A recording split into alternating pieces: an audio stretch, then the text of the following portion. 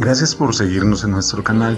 Te invitamos a suscribirte, a tocar la campanita, darle like y hacer tu comentario.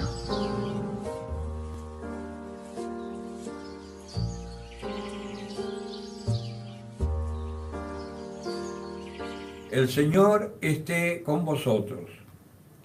Del Santo Evangelio de nuestro Señor Jesucristo, según San Lucas.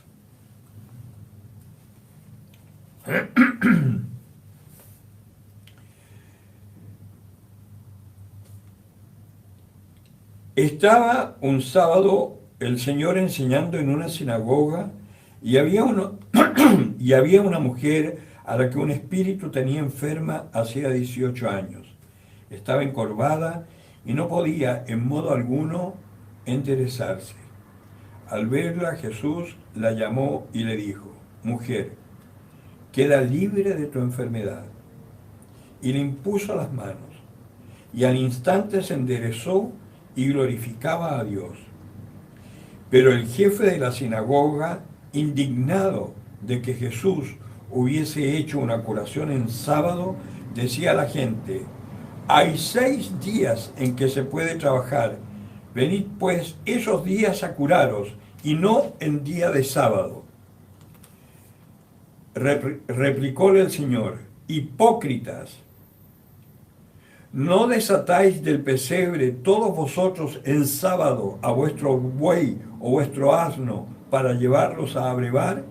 Y a esta, que es hija de Abraham, a la que ató Satanás hace ya 18 años, ¿no estaba bien desatarle de esta ligadura en día de sábado? Y cuando decía estas cosas, sus adversarios quedaban confundidos, mientras que toda la gente se alegraba con las maravillas que hacía. Palabra del Señor. Bien.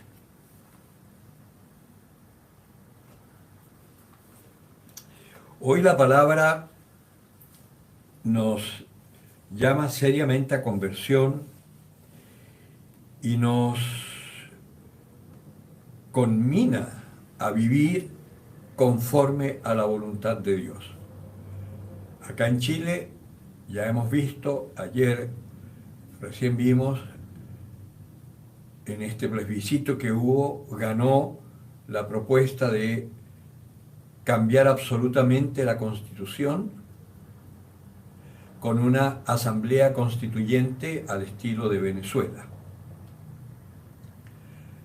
Lo que significa que evidentemente hay un espíritu de error y de confusión que está dominando no solo nuestro país, sino que está dominando el mundo entero.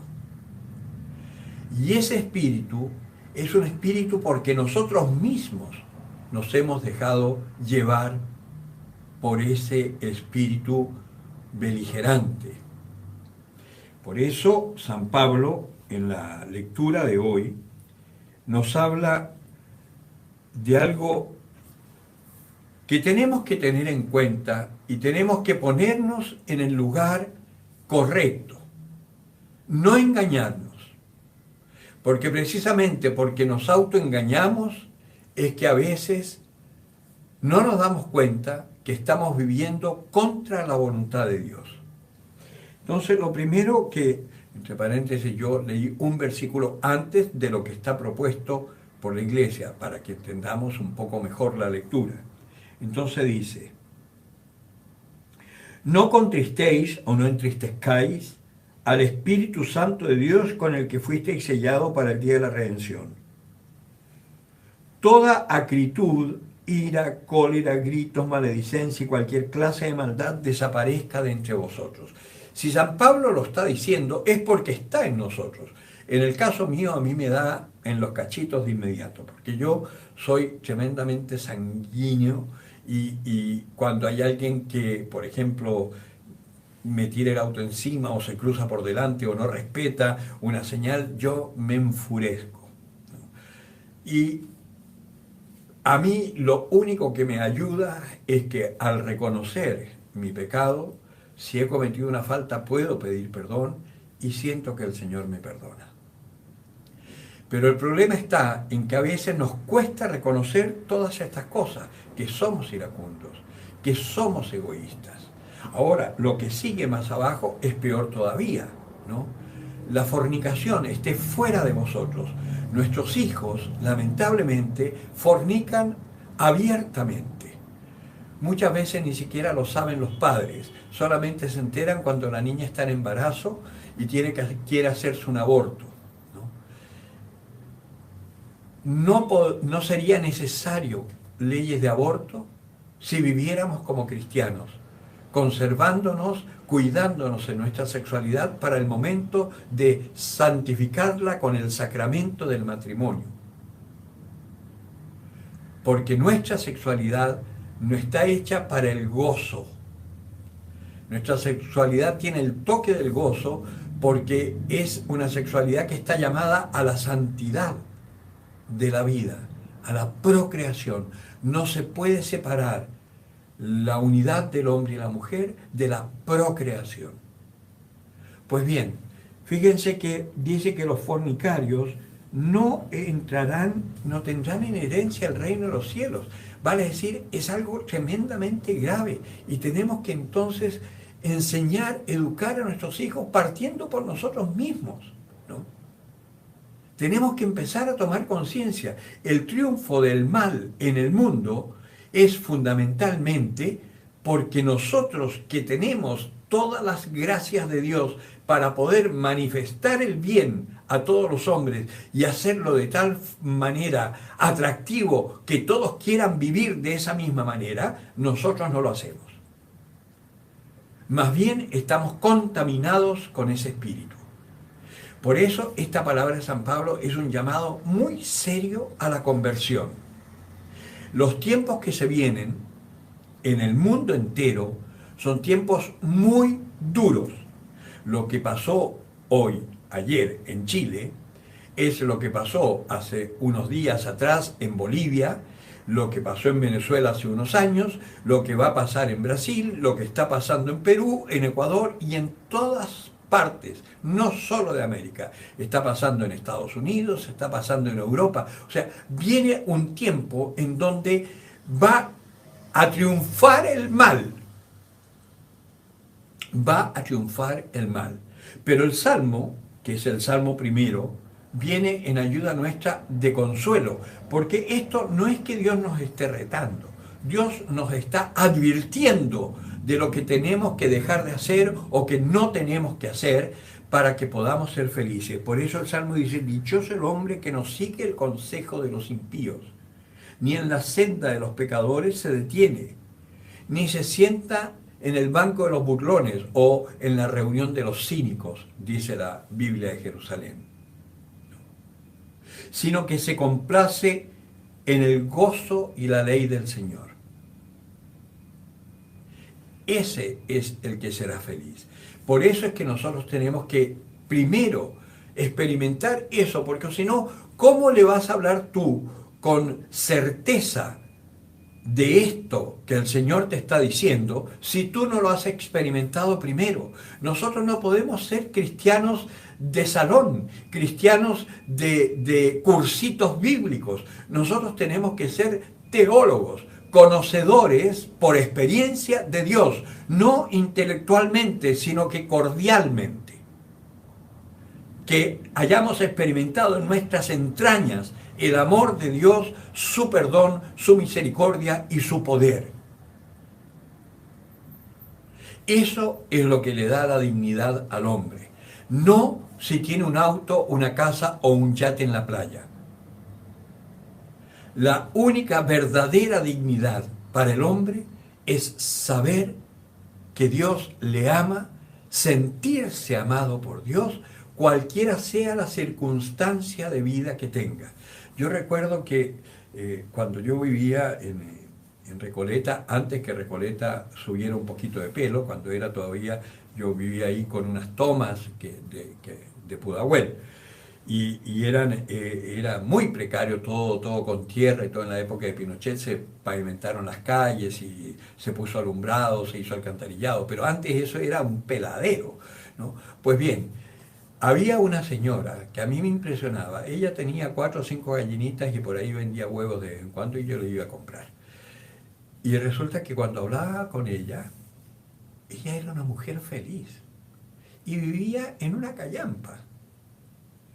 Y a mí me asombraba, bueno, en esa época yo nada con Dios, ni con la iglesia, ni con nada. Entonces a mí me asombraba lo enajenada que estaba, que decía que Dios la bendecía todos los días. Yo decía, pero ¿cómo la puede bendecir en esta pobreza, en esta miseria? Y era una mujer que te irradiaba paz. Y yo decía, bueno, es viejita, está media rayada, ¿no? Entonces, ok. Resulta que con el tiempo sí me di cuenta, cuando a mí me tocó vivir en pobreza, me tocó vivir en la calle, ¿no? Como un mendigo en Buenos Aires, yo pude ver que efectivamente las cosas estupendas que viví en ese tiempo no eran cosas que, qué buena suerte, que era lo que yo pensaba al principio. Cuando entré a la iglesia me di cuenta que allí había estado el Señor amándome profundamente. Dichoso el hombre que no sigue el consejo de los impíos. A mí me costó mucho dejar la vida que llevaba porque mi vida era una vida absolutamente pagana. Con el trabajo, cuando trabajaba, ganaba mucha plata, pero nunca fui feliz. Y sin embargo, estaba con esa incertidumbre de qué será de mí mañana. Solamente pude abandonar eso cuando entré a la iglesia y conocí el amor de Dios. Y supe que estando con Él no tenía nada que temer. Y eso es lo que me sostiene hoy, porque lo que se viene para el mundo, lo que se viene para Chile, es muy duro, es muy doloroso. Y lo único que a mí me sostiene es saber que Dios es el Señor de todo, que está detrás de todo lo que acontece en el mundo. Muchas veces no queriéndolo, pero permitiéndolo por respeto al hombre, que nos dio entendimiento, sabiduría, discernimiento. Porque Dios insiste en que los hombres actuemos conforme a la verdad, que es su voluntad. Pues bien, el hombre que llega a Dios es como un árbol plantado a la orilla del agua que da fruto a su tiempo, que nunca se marchitan sus hojas, y todo lo que emprende le sale bien. No así a los impíos, que serán como la paja que se lleva el viento. Eso dice el Salmo. Es decir, los impíos pueden lograr cosas. De hecho, yo logré muchas cosas cuando era un impío, ¿no? Pero todo lo que yo logré desapareció, se hizo humo, como la paja que se lleva el viento. Los que ahora están triunfando en el mundo con sus políticas de destrucción y muerte van a tener un tiempo de éxito, sí, lo van a tener. Y nosotros tendremos esa oportunidad de poder vivir apoyados en nuestra fe para mantener la esperanza en aquellos que no sepan qué hacer. Pero con el tiempo ellos desaparecerán, porque Dios volverá a triunfar. Y aunque quede un pequeño resto de la iglesia, ese pequeño resto va a hacer lo que Dios manda, como hacía Jesucristo. Jesucristo no se regía por las leyes humanas, ¿no?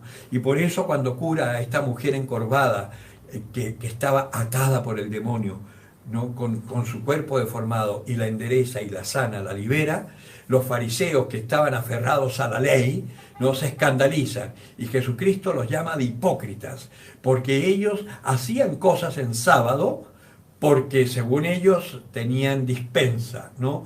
Llevar a brevar a los animales, ¿no?